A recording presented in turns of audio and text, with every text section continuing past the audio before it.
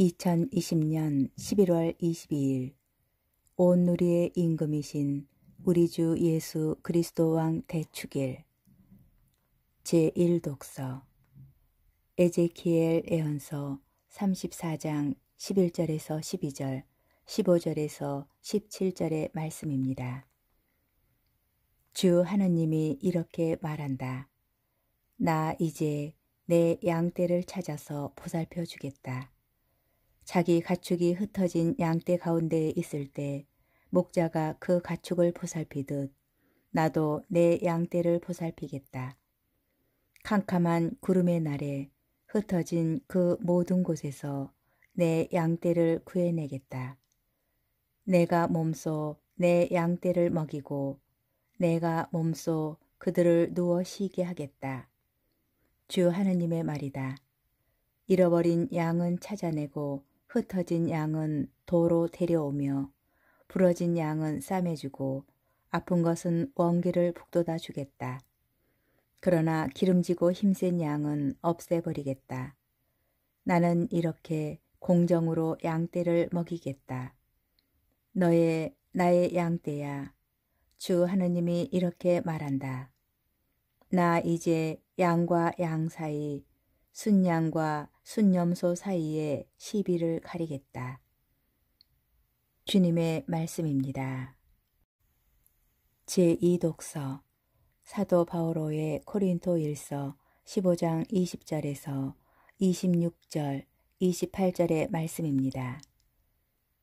형제 여러분, 그리스도께서는 죽은 이들 가운데에서 되살아나셨습니다.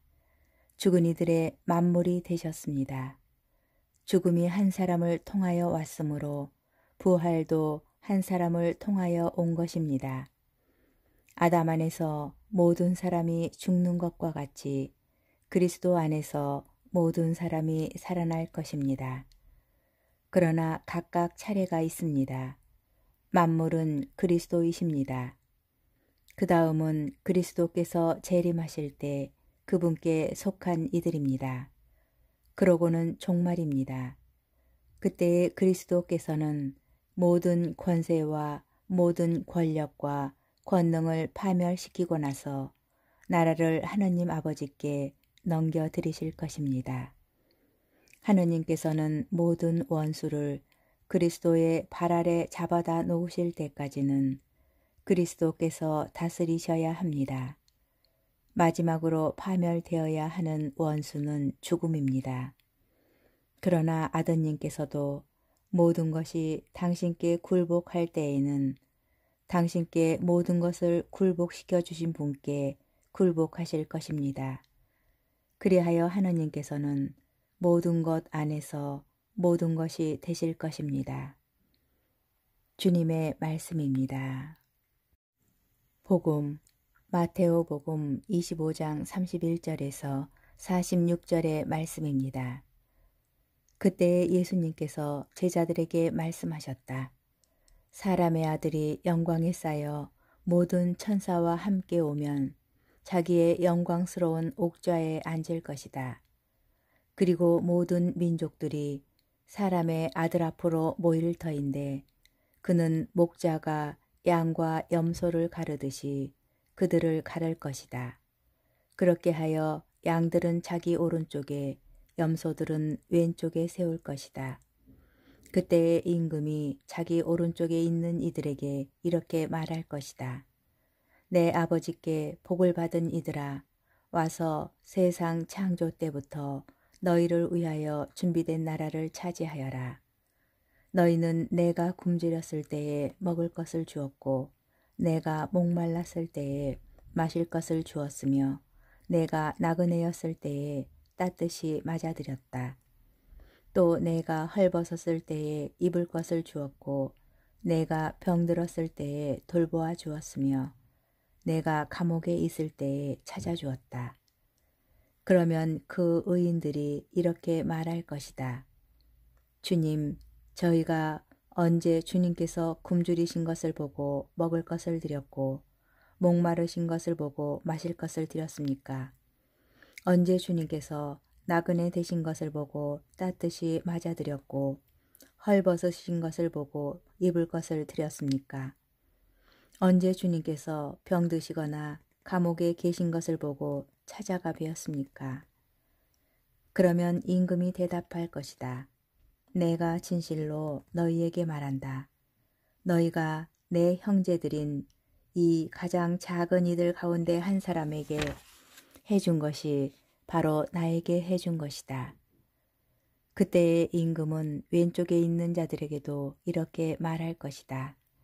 저주받은 자들아, 나에게서 떠나 악마와 그 부하들을 위하여 준비된 영원한 불 속으로 들어가라. 너희는 내가 굶주렸을 때에 먹을 것을 주지 않았고 내가 목말랐을 때에 마실 것을 주지 않았으며 내가 나그네였을 때에 따뜻이 맞아들이지 않았다.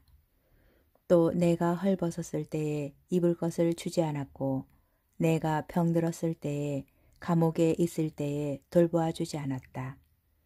그러면 그들도 이렇게 말할 것이다. 주님, 저희가 언제 주님께서 굶주리시거나 목마르시거나 나그네 되신 것을 보고 또 헐벗으시거나 병드시거나 감옥에 계신 것을 보고 시중 들지 않았다는 말입니까? 그때 임금이 대답할 것이다. 내가 진실로 너희에게 말한다. 너희가 이 가장 작은 이들 가운데 한 사람에게 해주지 않은 것이 바로 나에게 해주지 않은 것이다. 이렇게 하여 그들은 영원한 벌을 받는 곳으로 가고 의인들은 영원한 생명을 누리는 곳으로 갈 것이다. 주님의 말씀입니다. 묵상. 우리는 연중 시기의 마지막 주일인 온누리의 임금이신 우리 주 예수 그리스도 왕 대축일에 최후 심판에 관한 복음을 듣습니다. 마지막 날에 사람의 아들께서는 목자가 양과 염소를 가르듯이 사람들을 심판하십니다. 그리하여 의인들은 세상 창조 때부터 준비된 나라를 차지하고 영원한 생명을 누리게 됩니다. 이미 창조와 함께 시작된 하느님의 구원이 완성되는 모습입니다. 이와 반대로 악한 이들은 영원한 불 속에서 벌을 받습니다. 그러나 의인이나 악인이나 모두 자신들이 언제 예수님을 위하여 무엇인가를 하였는지 또는 하지 않았는지 묻습니다. 이 질문에 예수님의 답은 명확합니다. 기준은 가장 작은 이들 가운데 한 사람입니다. 마테오 복음은 예수님의 순환전에 마지막으로 최후 심판의 내용을 전합니다. 이 말씀은 마테오 복음의 전체적인 구도와도 잘 어울립니다. 마테오는 예수님께서 공생활 초기에 하신 산상 설교를 통하여 가르침을 요약합니다.